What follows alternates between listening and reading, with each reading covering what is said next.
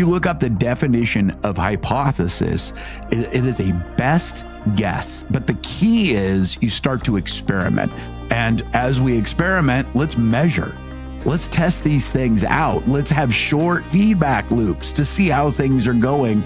And as long as we're moving forward, there's no failure. Even if our hypothesis doesn't go the way we thought, as long as we're learning and we're moving forward, that's success. Welcome to Start With a Win, where we unpack leadership, personal growth and development, and how to build a better business. Let's go. Coming to you from Area 15 Ventures and Start With a Win headquarters, it's Adam Contos with Start With a Win. What if you could dream bigger, think better, and actually do more of what you were put on this planet to do? My guest has built his life around helping people do exactly that. Mitch Matthews is a success coach, a keynote speaker, and the creator of the Top 1% podcast, Dream, Think, Do. He's interviewed some of the top brilliant minds out there, from Brendon Burchard and Michael Hyatt to Oscar winners and elite athletes. He's also coached leaders from powerhouse organizations like Nike, NASA, Disney, and United Airlines, helping them find clarity, purpose, and impact in how they lead. Mitch is a pro at turning big dreams into real results, and he's here to help us do the same. Mitch, welcome to Start With a Win. I am excited to be here, Adam. Thanks so much. Awesome. Hey, you're doing a lot of great work. I love this idea of dream bigger, think bigger, and do more. Yeah. I want to dive right into that because I think there's a lot of value for all the entrepreneurs and business leaders on this podcast to gather from that because, you know, it's first of all, it's first of the year. We can always do more for ourselves. Everybody limits themselves somehow. So how did you come up with that concept? Well, what's funny is that, my podcast is called Dream, Think, Do, and a lot of what we do falls under that umbrella. And I do hope it's a catchy name, but it's also a 3-step process. And I really do believe in the steps of dreaming bigger first, thinking better next, and then doing more. Those are all critical, but you also have to divide them out because I think dreaming is so important for everyone. But oftentimes what happens, especially as entrepreneurs, is we give ourselves a little permission to dream, but then we start to think too early. And when I say think too early, I don't mean dismiss thinking. Thinking is wildly important. You know the importance of what we're thinking. You also know the importance of planning. And man, I'll tell you what, my spreadsheets are things of art. Like they are things of beauty. So I'm a big fan of thinking. But the key is to not think too early. And what I mean by that is to say, hey, we got to give ourselves the permission and space to say, what if? Like, what could we do to, 10x, 100x what we're doing and not move into thinking too early? Because when we move into thinking too early, we tend to get incremental goals as opposed to exponential goals. So got to give ourselves space and time to dream.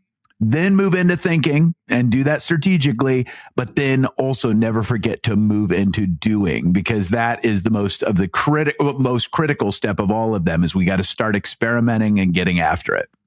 Oh, totally. It's a very logical process, it seems. And right now there's a lot of people dreaming, after the first of the year. Yeah. What if I looked like that? What if I had abs or something? That's exactly right. Or if the revenue in my organization increased by 20% this year or something like that. Right. So how do we realistically dream and fall within some of these parameters where we're not, I've always met the person who throws our goals up there and they never achieve them. I don't want to be that person. Right. So how do we rein this in? Yeah, absolutely. Well, it's interesting. We do an event called a Big Dream Gathering. It's where we go around and we actually get people in a room and get them dreaming together. And it started off by accident. I was working on one of my own entrepreneurial dreams and everything had fallen apart. I know as an entrepreneur, you probably had a season like that too. And instead of giving up, I realized we needed some help. And so we invited some of our friends over. And in the email inviting everybody to come, we put in the subject line Big Dream Gathering, because I thought if I put Big Dream Committee, nobody's coming to that party.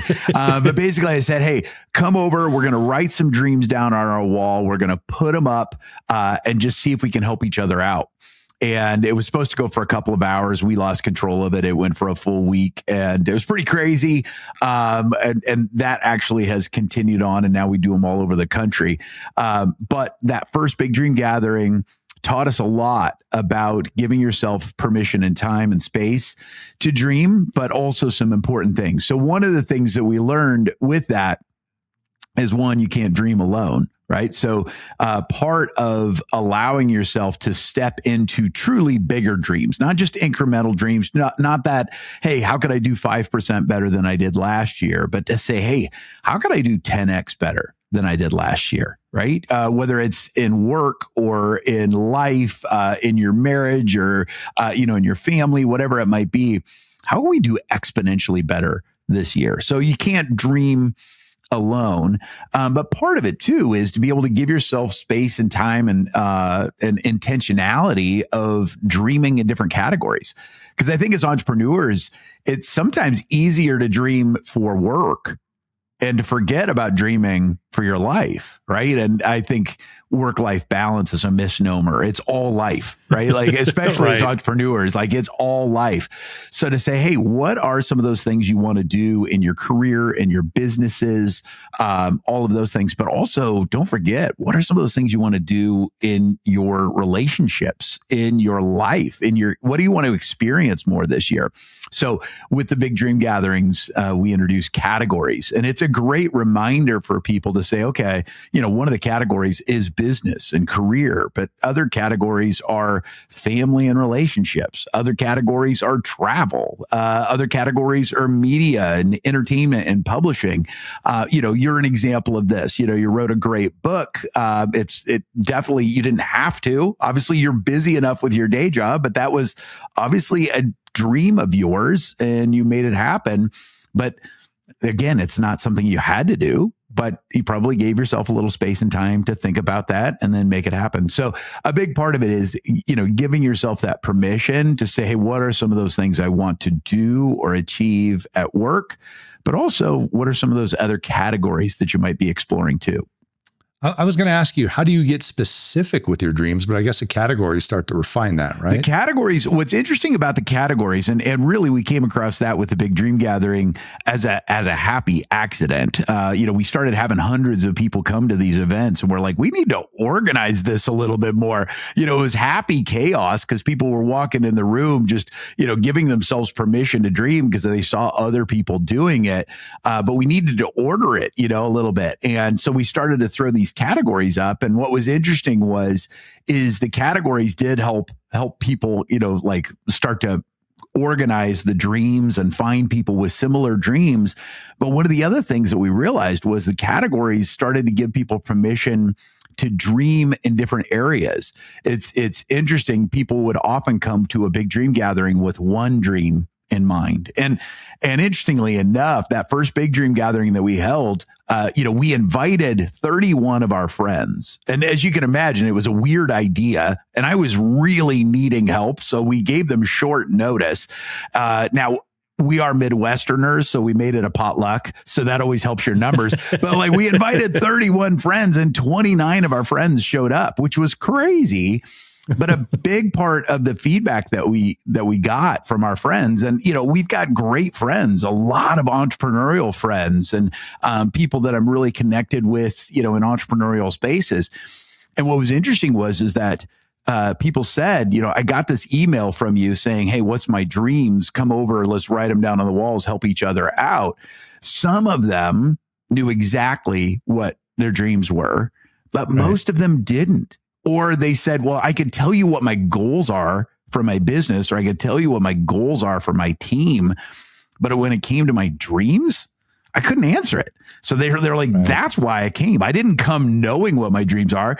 I came to figure out what my dreams are. And so, a part of that dreaming together was seeing other people's dreams and going, oh, yeah, I'd like to go to Italy, or yeah, I'd like to take a cooking class, or oh yeah, I'd like to write a book. And so sometimes it's just the spark of someone else dreaming is what's needed to be a catalyst for your own dreams. And so that's been a real life lesson for us. But yeah, the categories is one of the great ways to get specific and in some ways to dream in areas maybe you haven't before. Okay. Yeah. I love the aspirational aspect of this in order to create some alignment and direction and obviously the next two steps and the final one of doing. And right. I want to talk about building accountability into that as well while we're on here.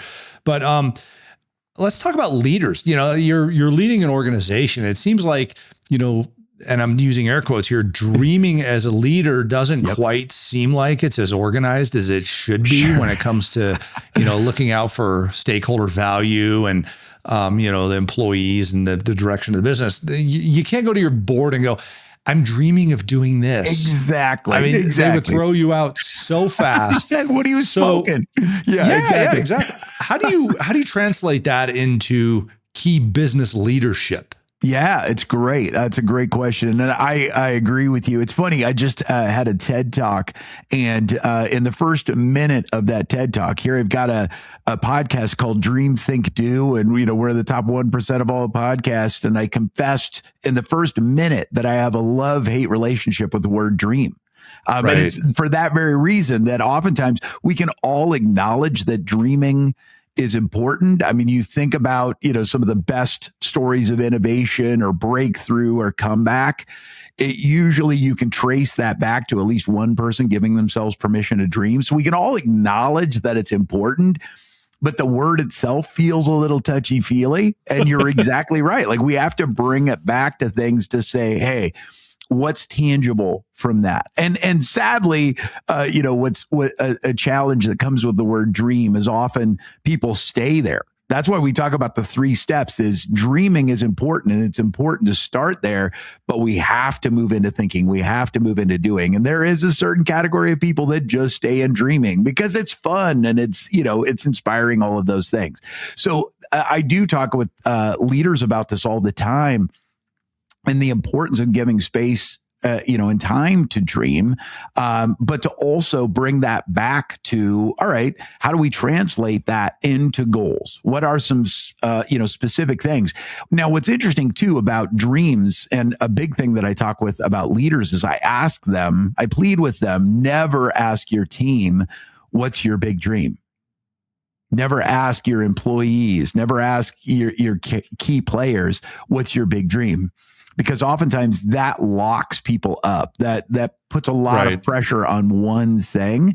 But to be able to say, I even say, don't even worry about the word dream, throw that out and say, hey, what do you want to experience more this year? I like that. What would you love to achieve more this year? Because people do get hung up on the word dream. People have a wrestling match almost immediately. Some people put up walls. Some people feel pressure, all that stuff. So maybe it's just throw that out. Although it's not sing-songy as, if we say experience, think and do, it doesn't quite fit as well. But honestly, I'm the first one to say, hey, if the word dream locks you up, throw it out and replace it with experience. But that's a big thing to ask your team, ask your core people, ask your spouse, ask your best friend, hey, what's something you want to experience more this year? Awesome. And that's a really big thing, for a sales team. It's like, well, hey, I want to experience more breakthrough. I want to experience more wins. I want to experience, higher sales this year. That's great. But what does that lead to? I want to experience more of a a feel of accomplishment. I want to be number 1 this year. All those things. It's like to be able to dive into that. What's exciting about that is that, again, operates somebody to, give them space and time to operate in possibility. Because oftentimes when we think too early, we start to think about the restrictions. We start to think about the time. We think about what we don't have as well as what we do have. And those things are important, but you got to give yourself a little space to dream first. But then to say, hey, how do we move into that? What are some specific things that you can do, steps that you can take? And I always say when we move from dreaming to thinking, I always suggest we take on, basically the mindset of a scientist. We put a lab coat on and we start to experiment. Because I don't know about you, but I was like a B minus C plus science student in high school and college. Yep. But I've fallen in love with the scientific method. And I love the scientific method because a scientist, if they walk into their lab, basically, they're wanting to prove or disprove something. And what they need to do immediately is to develop a hypothesis. And you probably know this, Adam, but if you look up the definition of hypothesis, it is a best guess. It is a well-informed guess at how something's going to go. And I actually think that's the best definition of a plan, right? It's our best guess. And what's beautiful about science is it's not failure if your hypothesis doesn't go the way you thought. It's learning, right? But the key is you start to experiment. So my thought, especially as I coach, I do a lot of coaching with executives and leaders as well, is to say, hey, let's put a hypothesis together of how we think it's going to go, and let's start experimenting. And as we experiment, let's measure. Let's test these things out. Let's have short feedback loops to see how things are going. And as long as we're moving forward, there's no failure. Even if our hypothesis doesn't go the way we thought, as long as we're learning and we're moving forward, that's success. I like that. It's kind of that plan, do, review, improve loop. Exactly. That goes in there. So speaking of that, I mean, you've worked with leaders from NASA to Disney. I mean, a great deal of great leaders that are well established in their organizations. What leadership habits are you experiencing when it comes to, some of those commonalities you're seeing at these high levels that comes through in this process? Absolutely. What's interesting is, I don't know about you, but everybody's talking about engagement and how, if you look at numbers, Gallup looks at engagement numbers each year in the United States. They just keep getting worse. It's like, hey, maybe we should just give ourselves 5 years, guys, because this is not looking good. But what's interesting about that data is if you want to have a more engaged team, Gallup will be the first to say that the number one factor that increases or decreases engagement is the engagement level of the leader. Yes. 70% impact on an organization. It's absolutely amazing, right? And it's one of those where it just makes sense when you hear that. But as you well know, obviously you lead a great organization, but you've probably been a part of other organizations where you maybe didn't see great leadership. When I think back to some of the teams where I was a team member, not the leader, it's like, absolutely. You can have a leader that says all the right things and maybe even get some pretty good results. But if they're not, in fact, engaged in an authentic way, you don't feel loyalty. You don't feel connection. You can definitely inspire yourself to deliver because that's just what you do. But boy, when a leader is engaged, it makes all the difference. And what's interesting about the dream, think, do step is, as you can imagine, dreaming, whether it's, dreaming at work, in your career, for the team, dreaming at home, in life, all of those things, that takes a little risk, especially when you put it out to the team and talk about some of those things you want to do and achieve and experience. It takes a little risk, and, you're stepping out a little bit. And it's amazing when we do this. I do this one-on-one with leaders first, and then we do it with their teams. And it's always interesting to see when a leader is able to confess, hey, these are some of the things that I'm going for this year. And some of these feel like a real stretch.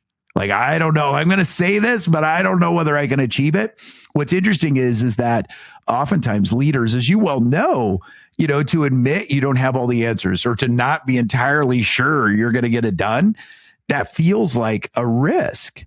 But team members, when they see it, often will say, okay, all right, if they're willing to step out, they're willing to risk, they're willing to admit they got a hypothesis, but they're not exactly sure how the experiments are going to go.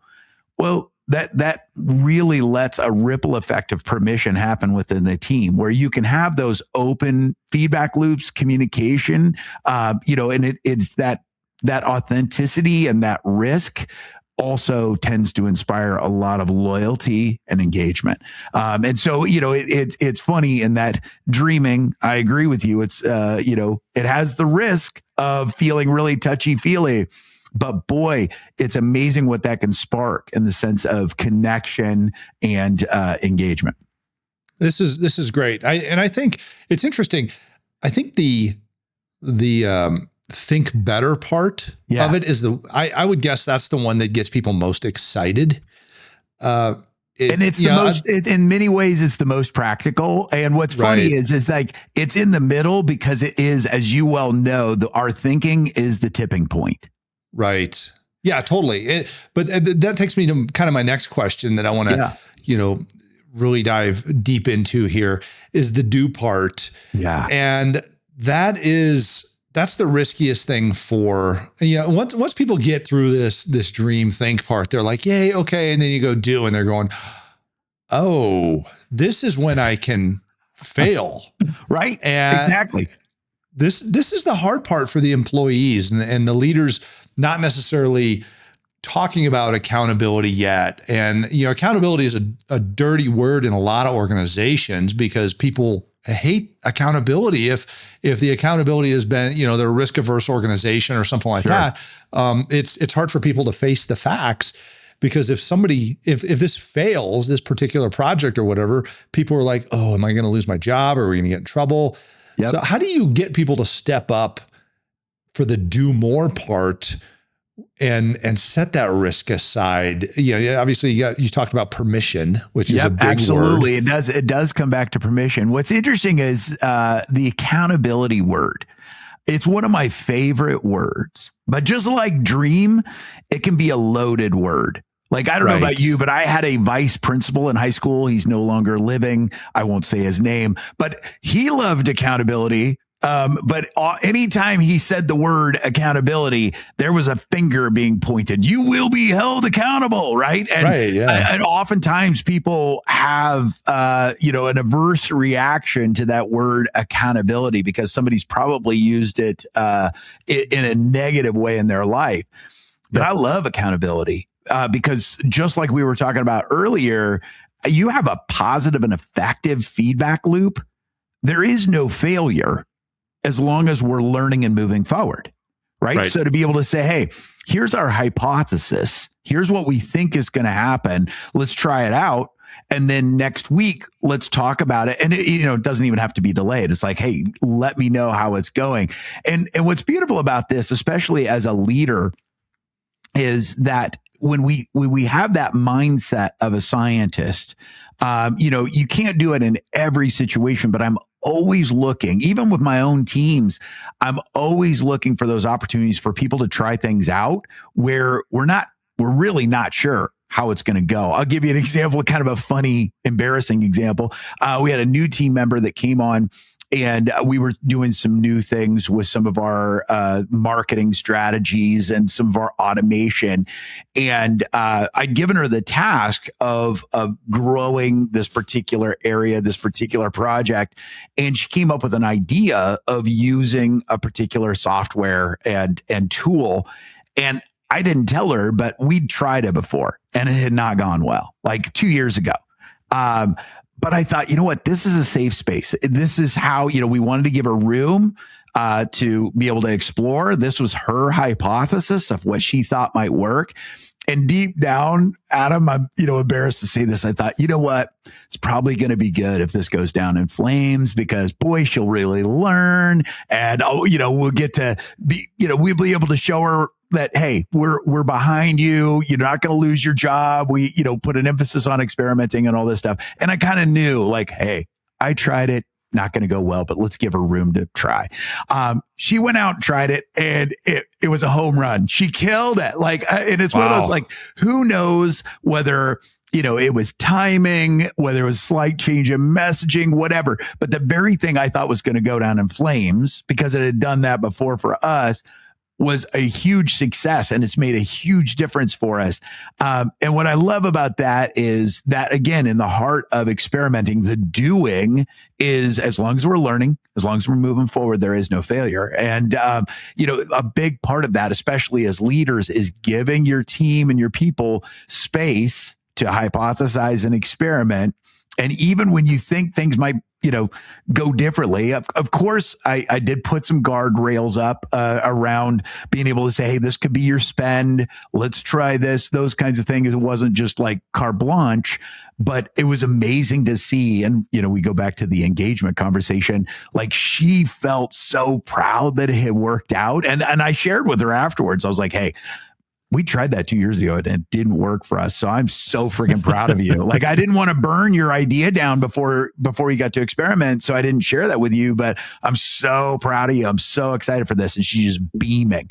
It's one of those things as leaders, we got to give ourselves permission to experiment, and we got to give and create, a safe environment, a laboratory for our teams and our people to experiment too. That's great. And one of the key things I've noticed in talking to you about this is the clarity that you wrap this concept in.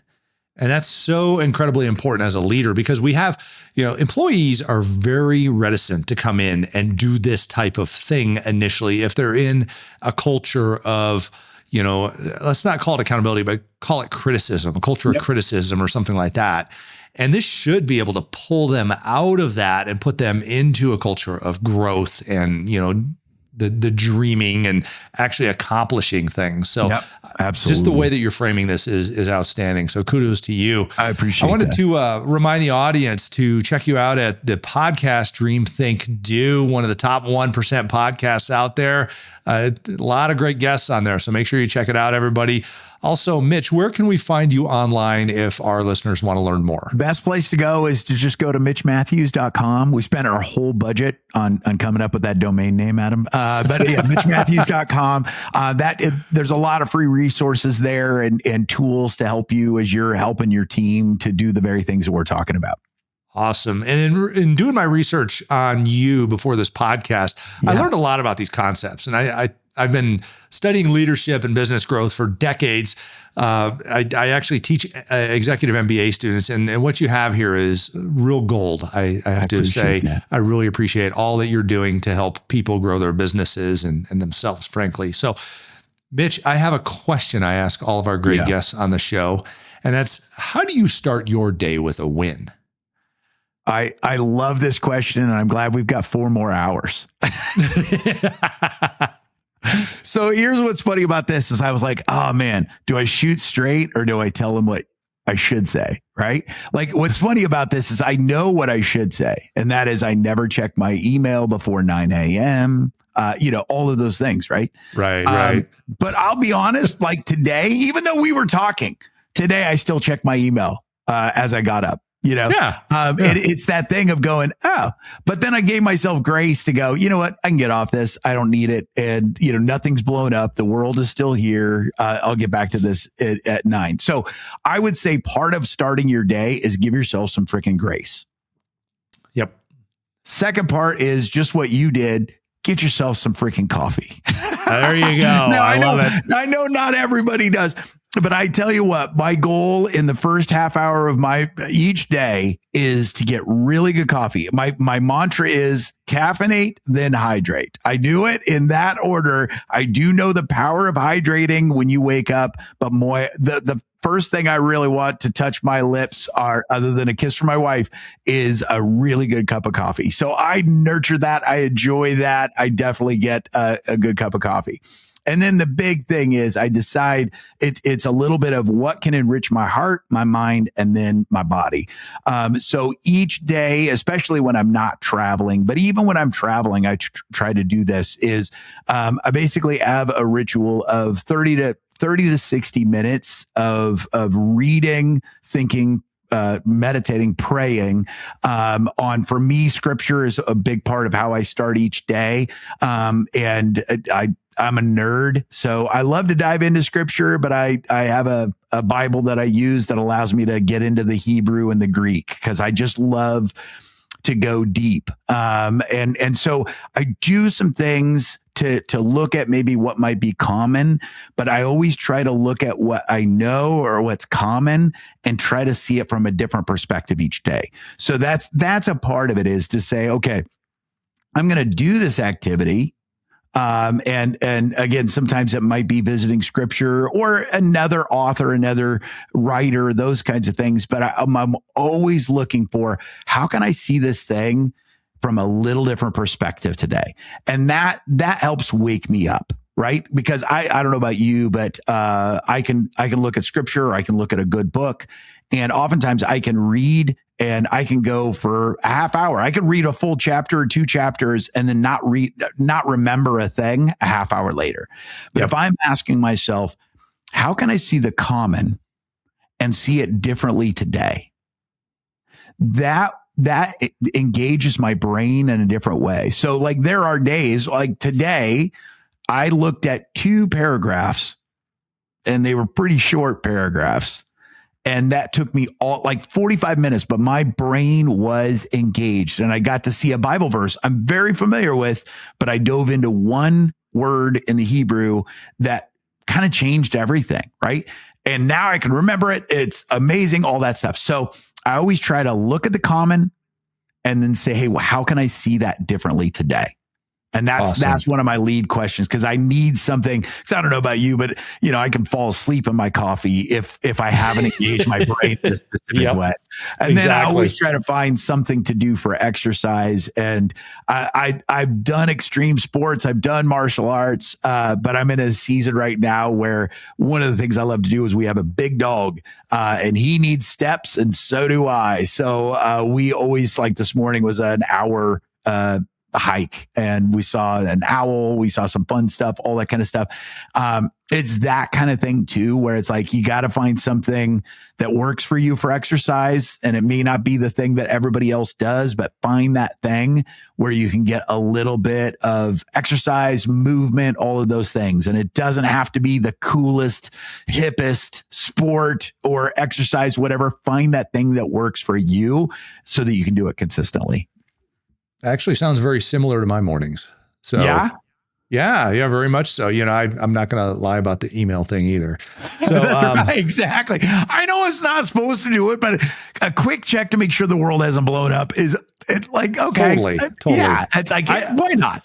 I like to go to the office without any emails in my inbox. I mean, I'm not an inbox zero person. I save a whole bunch of them, but the reality is I want to know what's pending for me. So, that type of thing. But anyhow, Mitch Matthews, amazing interview. Thank you so much for helping us dream bigger. And I love the do part. This is, I believe in action taking, but it's got to be calculated action. So let's get it done out there, folks. Everybody, make sure you check out Mitch online, listen to his podcast. Some great guests on there. And Mitch, thanks for all you do. And thanks for starting with a win. Hey, I tell you what, it's an honor to be here, Adam. Keep up the great work. The world needs this.